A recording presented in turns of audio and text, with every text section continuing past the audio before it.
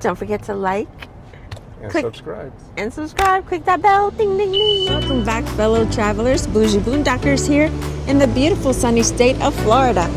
In this video, we're going to be telling you about our tips, tricks, and mods that we've done to our camper to make our trips that much more enjoyable, safer, and our adventures that much more better. Stick with us as we show you all the things that we've learned along the way, and some things that we've actually picked up from other channels that make our adventures that much more enjoyable.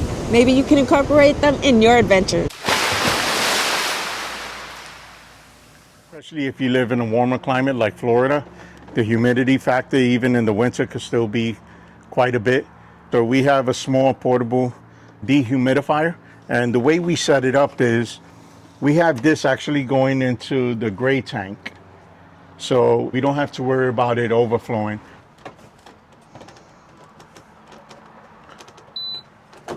And we're done. What he did was sealed up all the inside. Every single seam around the camper is sealed. Just simply because if it's raining and you come inside, water could seep in there and cause some damage to the cabinetry, and it's a lot better to seal it to prevent any water from going in there. Especially in the bathroom, where if you step out of the shower, water can get in between those seams.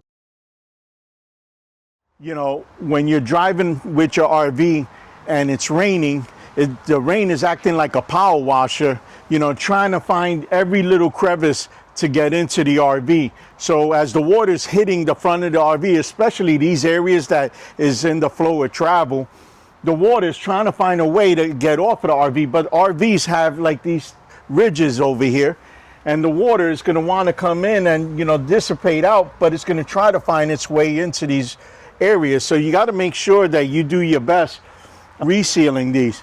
I'm using right now GeoCell Full Flex RV Clear. It clears to the exact same color so you can't see it. I've already did this area here. When I'm done here, I'll go up to the roof and I'll finish the roof.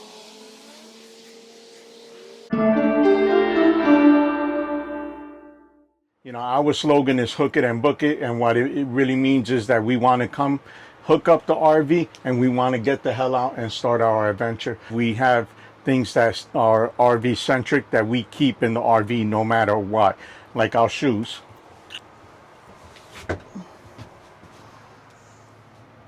And even some essentials. We have a toothbrush that's specifically for the RV. We have soap, shampoo, and things like that that stay in the RV. It makes it a whole lot easier, so that way when it's time to go on these trips, you're not really thinking about all the things that you need to have in there, that when you get to your campsite, you're not having to make a trip to the store to buy certain things because you forgot it. It's there, we're ready to go, we want to hook it, and we want to book it to adventures. Let's see what we have in here, shall we? We have here a collapsible Swiffer. This one is the wet and the dry one. Can't go wrong with it. I mean, pick it up, voila. I'm short, I'm 5'3". So if I want to get up there without things falling off or the top bunk, I have a collapsible stool. It does have a ladder, but you know, sometimes I don't want to pull it out, so. But I use this right here for the top to get to the food area. It's all about saving space here, man. I have the broom. It is a collapsible broom. There we go. And once again, you can put it to the full size. When we first started getting products for our RV, we bought a lot of Camco products. Since we do travel with our furry ones, we have a camera system that we put in We went with a pan and tilt system, so that way, because the dogs aren't necessarily going to be in one specific area, and with a pan and tilt system, we're able to see where they're at. Just as important as being able to see them is knowing the temperature inside your RV. So we have a GoV thermostat. We're able to remote in and see what the temperature is in the RV, make sure that the AC is functioning or the heater is functioning as it should. If there is a problem, then we know we need to get back as quickly as possible. Having a rechargeable system that's dedicated to the RV is really important, but having multiple different types of batteries is kind of a pain. We went with the Ryobi system, and we went with that for a few things. Not only having the Ryobi battery available, but also having a charging system inside your RV, it helps tremendously. So we have one charging system, but with a lot of different Ryobi parts. Tire pressure is really important, especially when towing.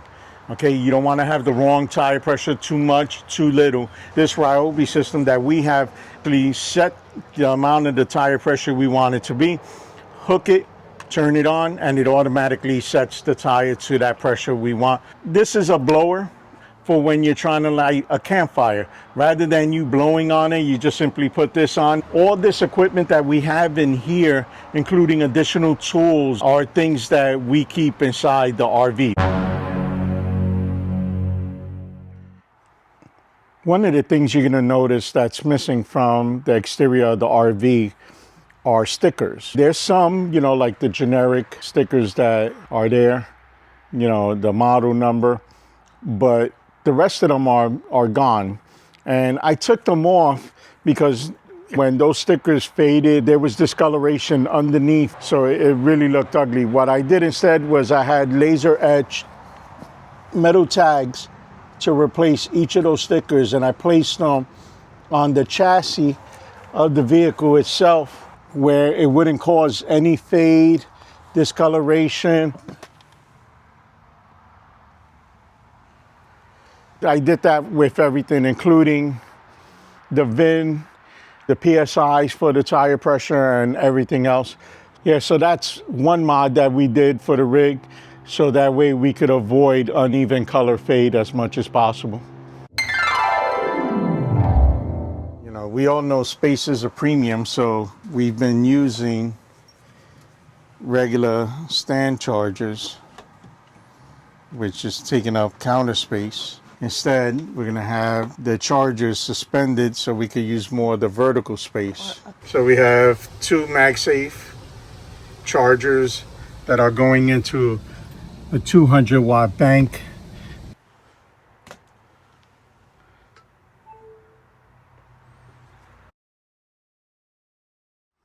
Another mod is for air circulation. Basically, we got this small little Vornado fan right over the bed. Not a big fan, as you can see, but just enough to make it a little more comfortable at night when we're trying to sleep. Another thing we did, we don't have in this one space for a garbage can. So I had bought a collapsible one, but it wasn't working for us. So instead I used these hooks, these rubberized hooks. You just adhesive it right there. Then you hook up a plastic bag and then tie it in. And voila, it works. It secures it. And you could temporarily use it. It doesn't take up much space. Is this paper towel holder. It's adhesive, but you also can screw it in. So that's what we did to make sure that it stays put. And it's out of the way and works perfectly for us. Storage is at a premium, so we added some storage out here, some Milwaukee storage holders with a combination lock, able to put other equipment in there. He added this to the back so we can have all of our water supply stuff in. So all we have is that extra space outside. And now we're gonna get the water stoves. We have our filter. we have our line and the pressure gauge. And I like to repurpose things. So when you have your wipes, you have your wipes and you finish it, I then like to put my plastic bags in here. So this is like my portable plastic bag holder. And to keep everything in order, we have these spring tension rods that keeps everything in place. I have it here. I have it in the bathroom. That way, all of our stuff doesn't move around. So you see here, and that way it's not gonna move around and fall all over because we have it here. And here are those adhesive clips again, and we use it for our toothbrushes as well. And we use baskets, and I'll show you those. So here, this is where we put our clothing. And in it, we can fit 5 bins. Yeah, 5 bins and at least 3 of these smaller shoe size containers. Everything stays in order, and then they close, no problem. Same with food. So we have here containers where we will put it's shifted as you see. But we do the same thing. So we have our food, we have bread, we have canned goods. But one of the good things about the clothing is whenever we are done or when we're leaving, we simply pack these bins up inside the house and then we just bring them in. So technically we're packing our drawers. Yeah. Rather than having them in the bins, just bouncing around and everything. The other good part is when we're done, we simply take them out, load them up, and we're done unloading.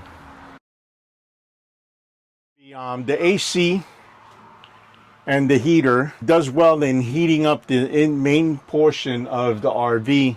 However, in the bathroom, that pretty much is staying cool. So what we recommend is having a small portable heater that you can set up in the bathroom, so that way when you come out of the shower, you're not freezing. Yeah. We have a key holder, and every single time we got back or we arrived at a location, everything will be all over the place. What we did was we just simply put a rubber band. And so far, we've been good. Mm-hmm. Here we go. Pete's new invention. Boujee RV fan. So when he's out grilling right there, he'll be able to feel the air, and if we're just lounging, we will be able to feel it. So, yay! For any of our adventures to first begin, we must first hook it in order for us to book it.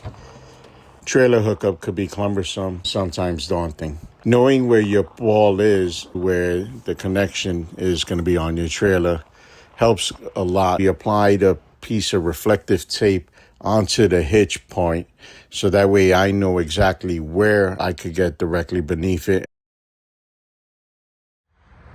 We never ever take off the wheel chocks until the trailer is fully connected to the truck. We also have good rubber wheel chocks that we have a pretty bright line to remind us. We have 2 sets of them, one on each side, so that way we always, just in case make the mistake and we remove one, we always have another. I actually make this part of my setup to go procedure. It's the last thing to do, and it also forces me to walk around the entire rig before we head out. One of the small things that they don't talk about a lot is when you're hauling a trailer, regardless of the size, is fueling. And how many times you're going to have to refuel. You know, it adds time to your travel. We highly recommend that you get as many apps as possible. UFi, Upside, join as many memberships at the gas stations so that way you could get a discount on the price. Most of these gas stations are going to be off of the highway, so they're going to be charging a premium, and whatever discount you could get will help save you money. Well, we hope that this video brought you some good tips, tricks, and mods for you to incorporate in your camper. And we will see you again soon on our next Hook It And book it. Adventures. Bye. I love it a lot. Don't forget to like, And click, subscribe. and subscribe. Click that bell. Ding, ding, ding.